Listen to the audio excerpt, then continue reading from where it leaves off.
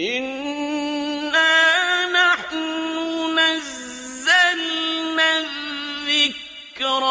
وَإِنَّا لَهُ لَحَافِظُونَ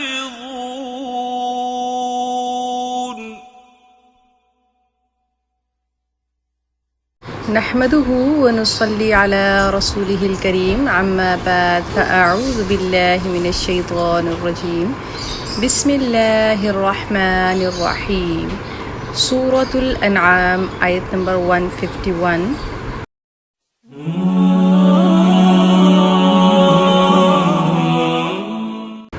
أعوذ بالله من الشيطان الرجيم بسم الله الرحمن الرحيم قل تعالوا أتل ما حرم ربكم عليكم ألا تشركوا به شيئا وبالوالدين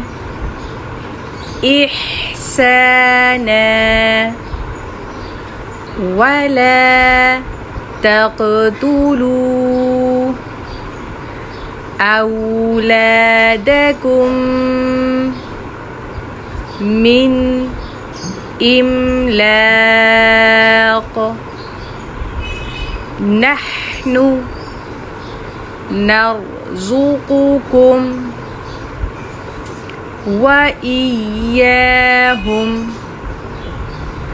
ولا تقربوا الفواحش ما ظهر منها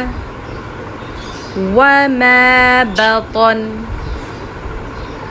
ولا تقتلوا النفس التي حرم الله إلا بالحق ذلكم وصاكم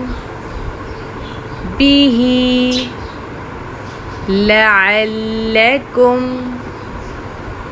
تعقلون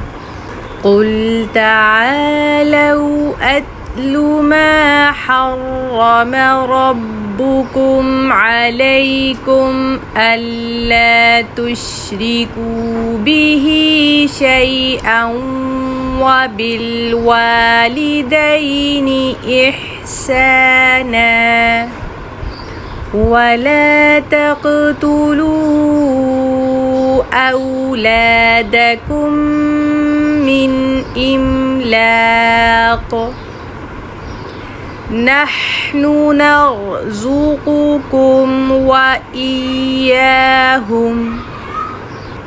ولا تقربوا الفواحش ما ظهر منها وما بطن ولا تقتلوا النفس التي حرم الله إلا بالحق